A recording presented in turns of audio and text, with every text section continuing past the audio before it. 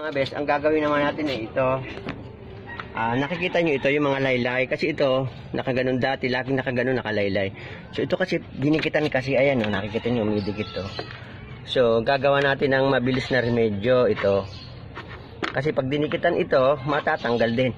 So, mamagitan ito, ribit, pang ribit ito yung bala, saka tex screw, at saka barena. Okay, gawin na natin. Okay mga best, bali ito bubutasan. Ito, bubutasan muna natin. Ito, bali ito. Kasi itong isang ito, sa dulo meron na ito, yung ano. So, bubutasan natin dito sa gitna. Dito muna natin titirahin yan. Kaya malaking bagay ang may barena. Ayan, dito yung isa, sa dulo. Ayan. Okay, dito yung isa. Ayan, Tapos saka natin yan na, aalisin pa natin ito ito. Bali, ipapasok natin itong bala, itong ribit. So, isa pa dito sa dulo. Sa pinakadulong dulo. Maayos pa naman yung bakal niyan Ayan maayos na maayos pa. So, pwede pa. Ayan Yung isa dito. Sa pinakadulo. Ayan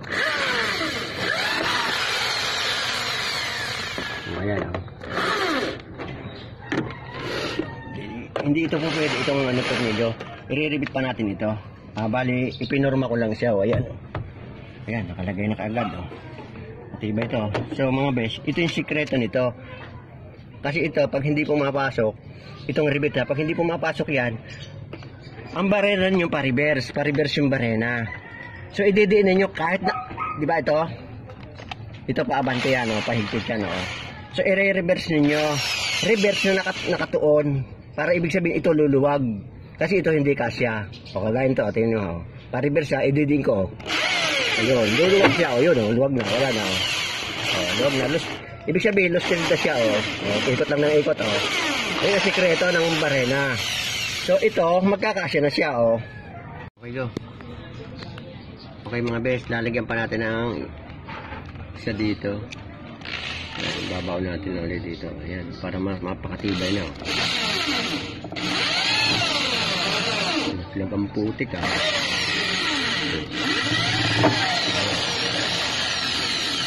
malawag siya.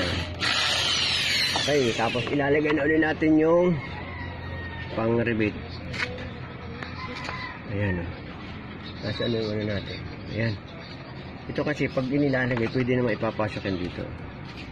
Tapos pag naipasok sa kaya gagawin. Ayan ito na 1 2 tanggal siya agad diba dalawa lang Okay mga guys, ito na balang inilagay ko 5 piraso.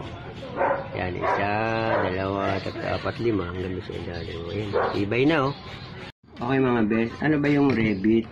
Ito yon. Kasi ang rebit kasi may kanya-kanyang size. May malaki, may maliit. Hindi big sabihin pare-pare. Ganito kasi yon pag ang ito yung nagagawa ng rebit. Kunyari ito, may 2 butas siya. Ito kasi ganito. Para maunawaan lang ninyo. Ipinapasok siya dito. Yan, nakapasok siya dito. Tapos ito, yan, ganyan. Ayan, tapos pinipiga ito, pinipiga. Ayan, nakita nyo yun Pipigain ito, pinipiga yung pinakadulo niyan. Ayan, ayun Ayun Nakikita nyo ito pantay, ito naaalis. Ibig sabihin, pag kasi kumapit, itong pinakadulo nito, ito yung naaalis. So, ito yung harap. Ito yung pinakaharap niya. So, ang likod niya ito. Ayun, kaya hindi siya mahuhugot kasi yung likod niya ito. Lumalaki siya, nagiging napipipi. Napipipi yung dulo niya, kaya ibig sabihin, hindi siya mahuhugot.